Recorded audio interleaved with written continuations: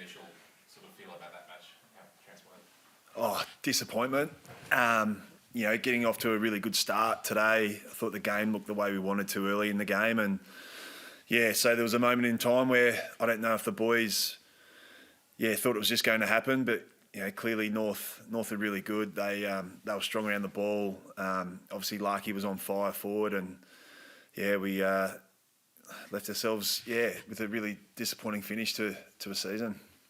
Was it the third quarter that perhaps was a bit of a drop off? They put on quite a few goals and also came back in the second. But where did it sort of go? Yeah, the signs were there in the second. Our pressure around the ball wasn't what it had been for the last 6 weeks prior to that. And we just left our defenders probably with too much work to do, and the delivery they were able to get compared to ours was polar opposites at times. So just wasn't the way we planned going in.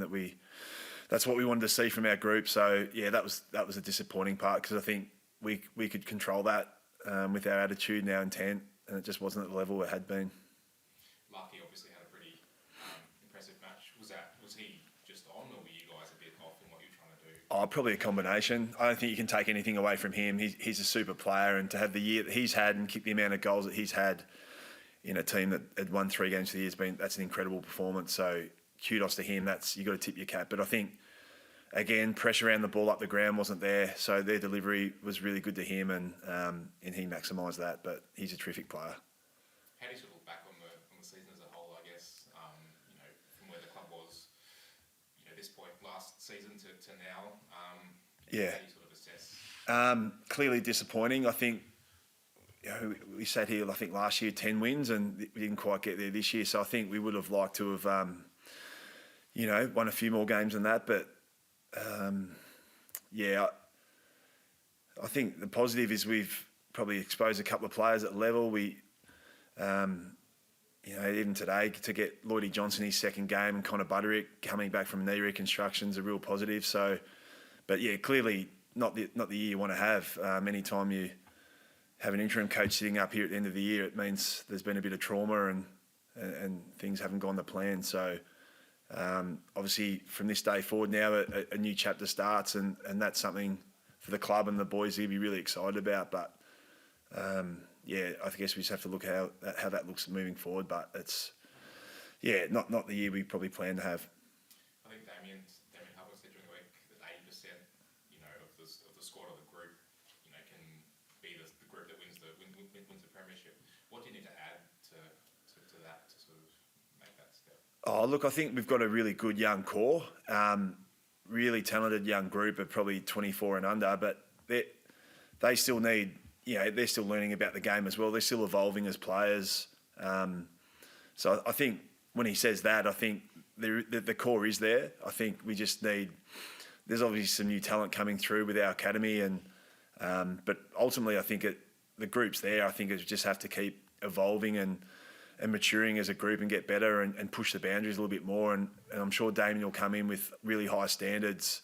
And I think the players will be inspired to have terrific off seasons, to come back in really good shape, ready to impress him and ready to press and mount their case, to be in that 80% that he perceives there already. And what was your main message to the group afterwards? Clearly not the way you want to finish a year, and I guess just to use it as inspiration to get better in the off season. So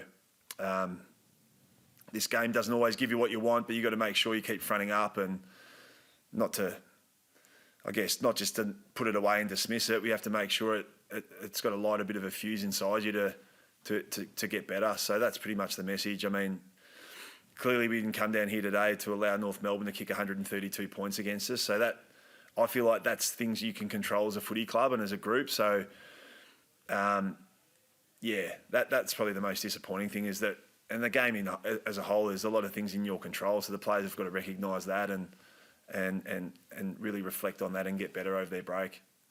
And just on this, probably no secret, North Melbourne's sort of pushing for a bit more assistance from the AFL in regards to draft, recruitment and things like that. Do you think that's a fair request from them to be asking for more help from the AFL? not really one to speak about other clubs, to be honest. I think that's up to them and the AFL.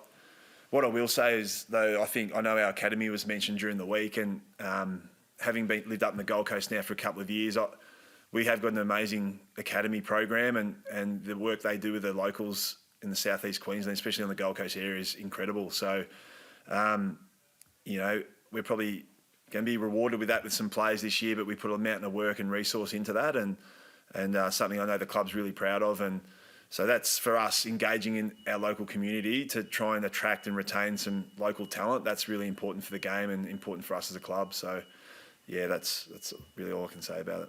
What do you make of Alistair's comments during the week about, I think he said, that the Suns get, quite a few high draft picks and everyone just thinks that's that and it's all okay. What do you make of what he said? I missed his comments, to be honest. Sorry, I was just focused on trying to win this game. Thanks, Matt. Thanks, guys. Thanks. Thanks very much. No worries.